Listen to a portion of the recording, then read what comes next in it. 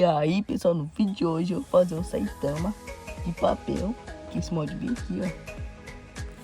E pra você que não conhece o SAITAMA, ele é da série Oniput, essa série bem, ele é um personagem bem forte, né? Então eu vou fazer aqui hoje, que eu já vou pro vídeo aqui, né, que esse vídeo tá muito bom, vamos bora lá. E esse pessoal, o mod, se fosse fazer esse é um mod, tá fazendo, mas eu vou mostrar todo pintado no vídeo.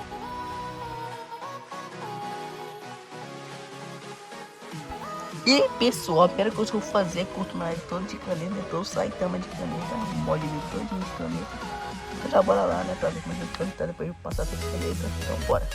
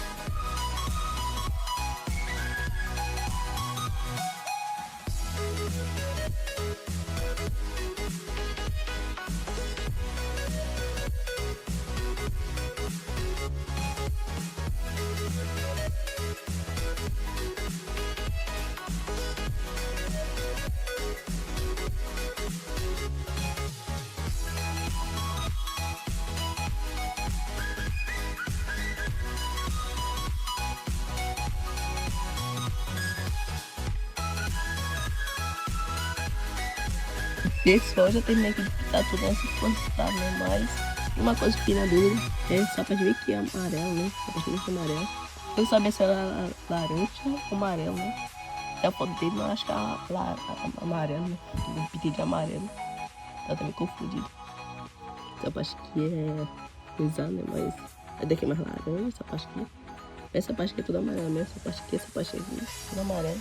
Deixa no comentário aí, né? Você conhece mais, né? Pra ver se eu pintei certo. Mas então foi isso, né? Então vou até cortar aqui agora.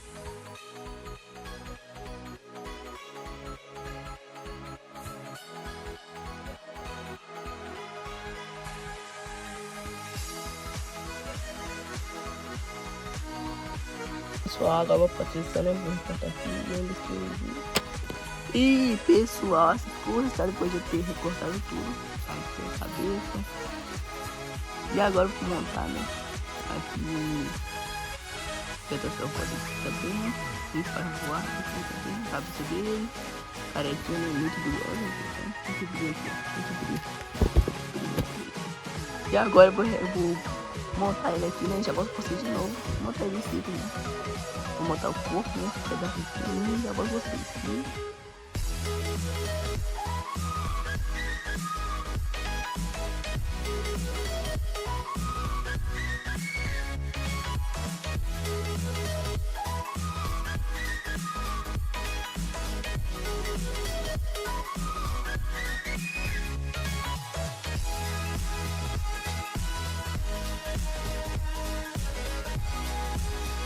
E assim pessoal, foi o resultado do Saitama.